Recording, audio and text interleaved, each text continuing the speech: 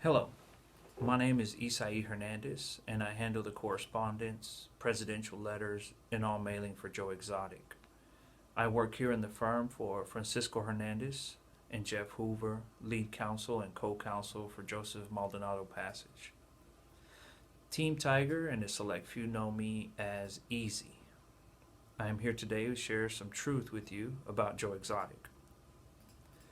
An innocent man sits in a cell with a prison sentence of 22 years because the truth doesn't want to be acknowledged. After months of reading text messages that were sent over the course of 12 months between a fish and wildlife agent and the confidential informant James Garretson, and viewing years of homemade videos of an everyday operation with Joe of Greater Wynnewood Exotic Animal Park, I have yet to come up with anything other than lies of what Joseph is accused of.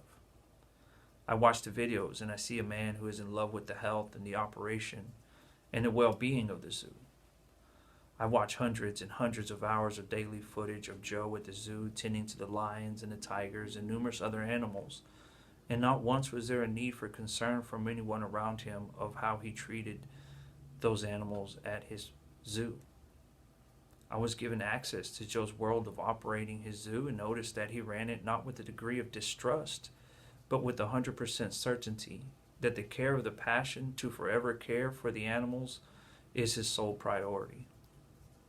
I begin to see a man who has vast knowledge and respect for and from his animals, how they willingly react so calm around him. They are greeted with the correct words of, "Dad is home." As I begin to see his everyday life in his homemade videos and then turn around and read the messages of informants and the lies that were said by those responsible for his arrest, I begin to feel the darkness that has spread over the truth about Joseph.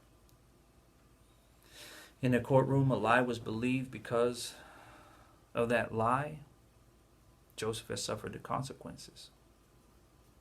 Text messages between the confidential informant and fish and wildlife agent pushed beyond that of an open and shut case to the agent who is actually badgering the CI to hurry and trick Joe into saying something because Joe hasn't said anything. And Joe hasn't said anything because he isn't focused on something so insignificant as another person's agenda. He has a zoo to run.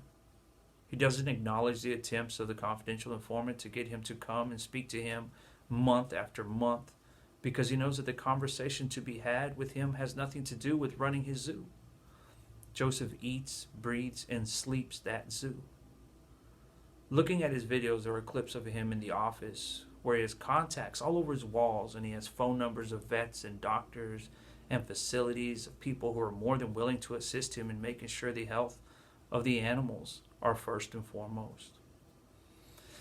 In Joe's mind, if your conversation doesn't have the well-being of tigers, lions, animals, then more than likely he's not going to waste his time having any conversation with you. I'm telling you all of this, and I do it because there's no focal point where to begin with speaking about an innocent man. Wrongs? Who hasn't committed them? The problem here is that a lot of people have their own personal agendas with Joe.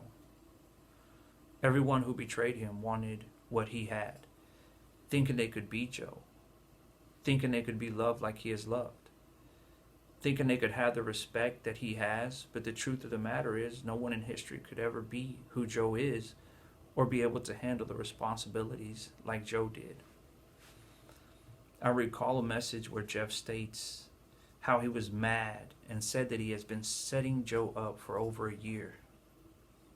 Sheer madness. As I venture down the path of the infamous Joe Exotic, I see his laugh, his goofiness. Then I gaze at the lies against him and wonder how someone could ever have done this to hurt someone so innocent. Sitting back, I watch video after video. I see that Joseph was buying animals from others to protect them from dangerous people who wanted to harm them. Malnutrition bears, days away from death, safe by the hands of a man who is now serving 22 years for lies others have cast against him. I've seen videos of surgery performed by licensed veterinarians on animals at Joe's Zoo. Videos of people coming from all over the place to see up close and personal tigers and lions and camels and monkeys and raccoons. Now tell me, would any of them allow such horrific things to continue to happen if they were true? Any animal lover knows full well that no such thing would ever be allowed to happen. The more that I watch on one screen the life of Joe unfolding in such a unique fashion of fun and hard work and laughter, I can only close my eyes to the sadness that I witness when I look over another monitor and watch a man falling apart slowly for the lies that have been aligned against him, to be seen as a person that he isn't. If this isn't the most broken and corrupt way to put an innocent man in prison, I don't know what is. Thank you for listening. Pardon Joe Exotic.